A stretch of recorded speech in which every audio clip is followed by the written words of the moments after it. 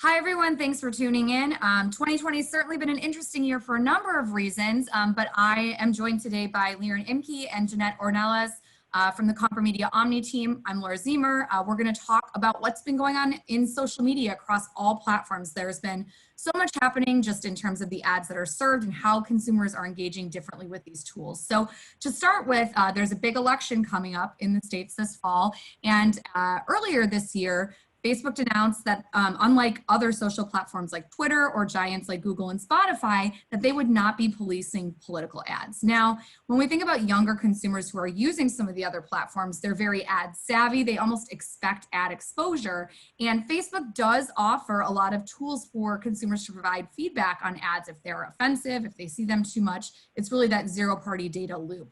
However, the risk isn't to that ad savvy, ad aware bunch, it's the naive consumer. And so that's where I think a lot of the community and people are disappointed and hoping that Facebook does step in and do some policing. If we look back to some of the ads that were seen in 2016 and 2018, where you can't really discern if it's something that is an ad, if it's factual content, if it's native editorial content.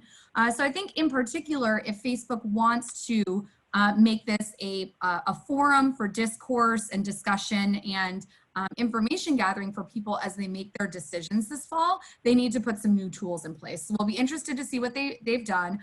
Joe Biden has already been using the platform in some very interesting ways, both before he announced his running mate and then now that he has announced Kamala Harris as his running mate, using it as a way to gain feedback from the community and hear things that are of interest to them that they want to talk about. But Facebook actually isn't the only social platform that's been pulled into political controversy this year. There's also a lot going on TikTok, right, Jeanette?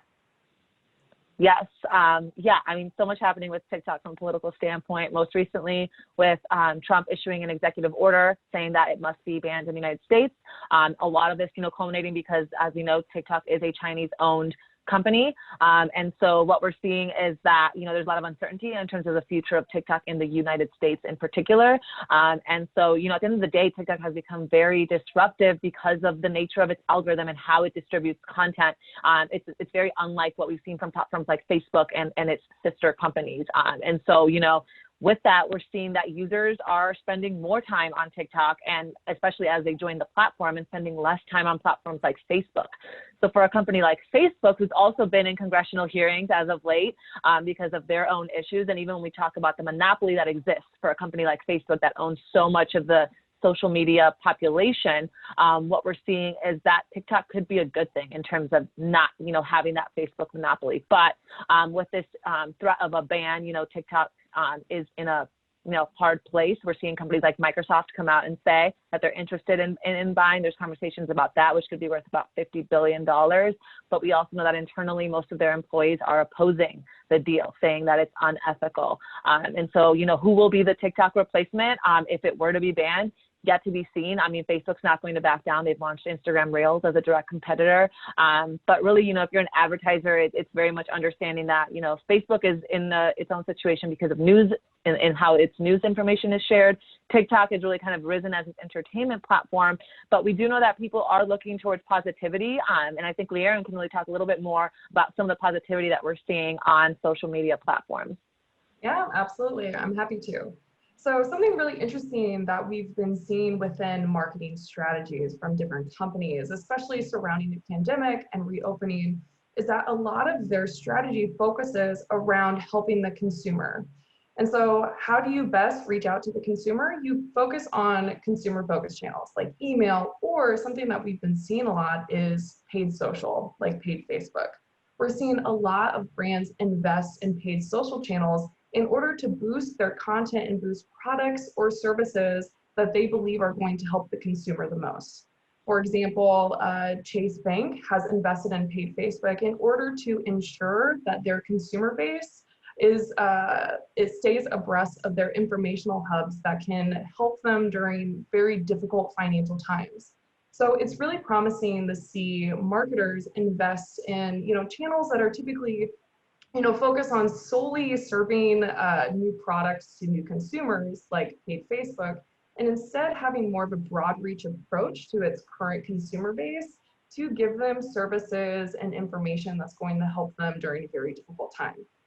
Now, I think we should also highlight some new opportunities that marketers can invest in during this time. And Jeanette, I think that you'll agree with me here, but I don't think that Pinterest necessarily gets enough love these days. So they've had a very good year so far. And I think part of that is because Pinterest really provides a really strong visualization to what a consumer searches for. They have a beautiful UI and they really paint the picture of what exactly is in mind when you Google DIY or crafting or a strong workspace.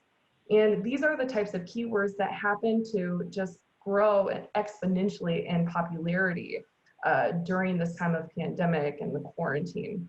So it's really in a marketer's best interest to consider Pinterest and boost their products that could tie into these types of search keywords. And another really strong aspect of Pinterest is the fact that the ads on Pinterest, and I've definitely fallen for this while on their website, they blend in so seamlessly into their UI. So they're really not obtrusive and they really help support a really good advertising experience for the consumer as well. Yeah, and it's interesting just to, there's some categories like DIY, or, if we think about CPG and recipes where that's extremely appropriate and you make it part of this seamless experience where they can gather information and purchase. And then on the flip side, we have what's going on Facebook where that's where you don't want your ad for political ads to blend in that way and be, the concern about is it native editorial or an ad. So we will certainly keep tabs on all of these things for you. If you have any questions, please reach out and we will keep you posted as the year progresses.